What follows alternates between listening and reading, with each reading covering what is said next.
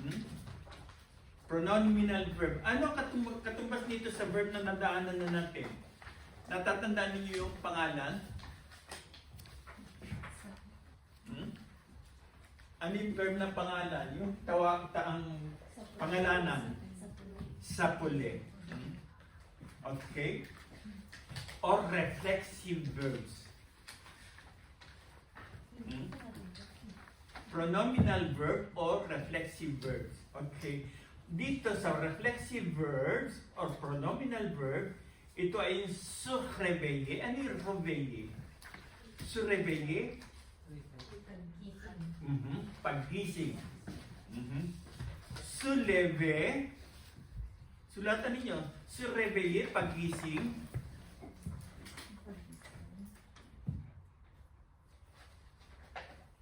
Soulever, pagbangon. Oh, sige, sa inyo na yun. Soulever, pagbangon. Paghugas o paghilamos. S'habiller, pagbihis. Ito hindi na reflexive, ito yung susunod.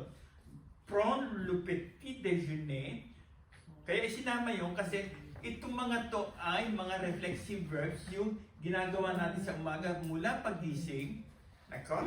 Tapos partir, travailler. Sabihin ay magbihis, magdamit. Abiya. Alam niyo yung abi, hindi ba?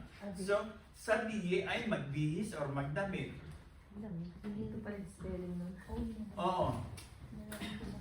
Yan ang spelling. Okay? Tapos, prendre le petit déjeuner, mag-almusal. Partir travailler. Okay. Se promener. Se promener itself ay maglakad-lakad, mamasyal. Aller au cinema. Yung aller au cinema kasama yun sa se promener kung gusto magpunta, maglalakad tapos pupunta sa sinihan.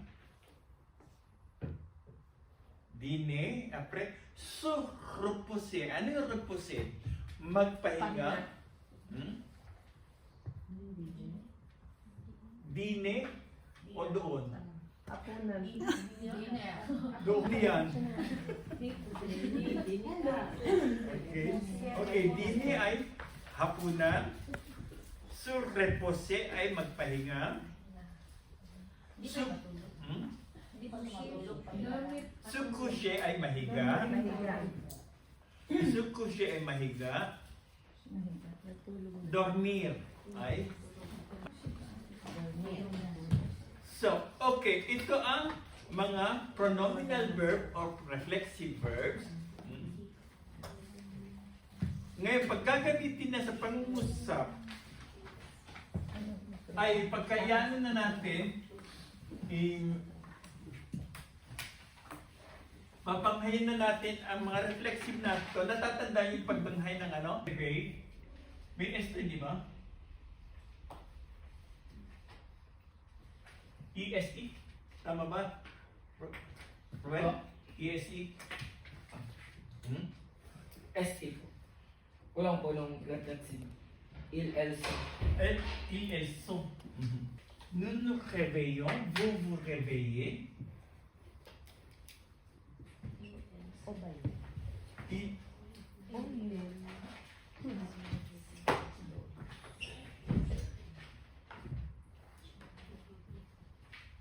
se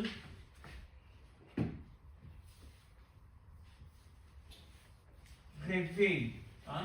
Sa plural form, pareho rin ang ending sa regular verb na ang ending ONS, EZ at saka ENT. Pero ang bigkas sa ENT sa third person plural ay pareho ng sa singular form. Silent ENT. Il se réveille. Yung third person. Third person. Il-i. Ay, sorry. Okay. Thank you. Okay. Elle se réveille. Ano yun, Colin? Ayun po yun. Ayun yun. Okay, ha? So, okay, ha? Elle se réveille. Nous nous réveillons. Vous vous réveillez. Elles se réveillent. Elles se réveillent. D'accord? Yan ang lahat ng pronominal verb sa present tense, ganyan. Yan ang conjugation niya sa present tense. D'accord? Okay? Okay. Yung susunod, sa souleve naman, nakita ninyo yung conjugation sa ibaba?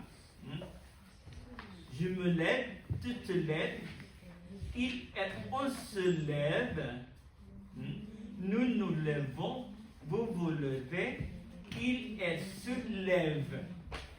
D'accord? Okay. Ang se lever ay magbangon.